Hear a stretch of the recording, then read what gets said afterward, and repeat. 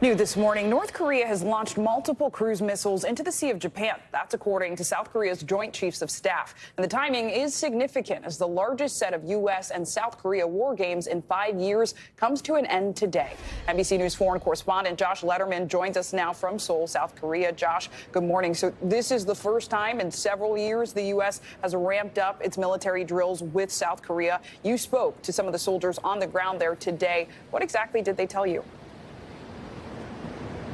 Yeah, that's right, Zinclay. Those military drills had to be scaled back several years ago, first under former President Trump when he was pursuing diplomacy with Kim Jong-un, and then because of the COVID-19 pandemic. But the threat has really not gone away, as you can see from those cruise missiles launched just today that you were mentioning. In fact, last year, North Korea launched more than 70 missiles, the most of any year, and their weapons programs are only developing even further, according to U.S. military officials. And I spoke at the beginning of today's live fire exercises with Lieutenant Drew Scott, who's been serving for about half a year here in South Korea. He is from New Canaan, Connecticut, and he told me about the stakes of these exercises. Listen. How does it feel to be practicing for a potential conflict just 20 miles south of the DMZ? So, we got to go up to the DMZ and kind of look into North Korea and essentially see all their defenses. It brings a lot of gravity to the table for sure.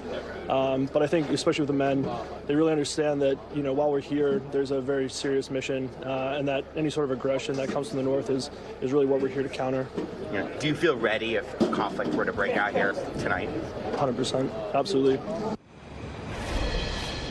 Now, the U.S. says that these exercises are completely defensive in nature, Zinclay. They say that it is critical that they rehearse the skills they would have to actually use in the most realistic way possible if it actually came to defending the peninsula. And today we watched as they really deployed an array of military hardware, from Apache attack helicopters to attack aircraft, all kinds of mortar and artillery, as well as, for one of the first times, drones, Zinclay. Josh, notably, as you're saying that, I'm mindful that these drills are close to the border with North Korea, and the proximity to the DMZ plays a huge role here. So what can you tell us about that and what it means for tensions with the North? Yeah, absolutely. I spoke with one of the commanders of today's exercises who said there's nothing that focuses U.S. troops on their mission here, like the fact that they are sleeping every night roughly 10 miles from the DMZ, that, heavily fortified area between North and South Korea.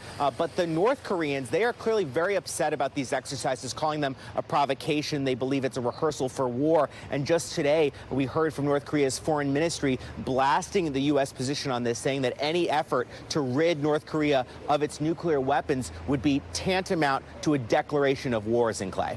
Important reporting. Josh Lederman, thank you.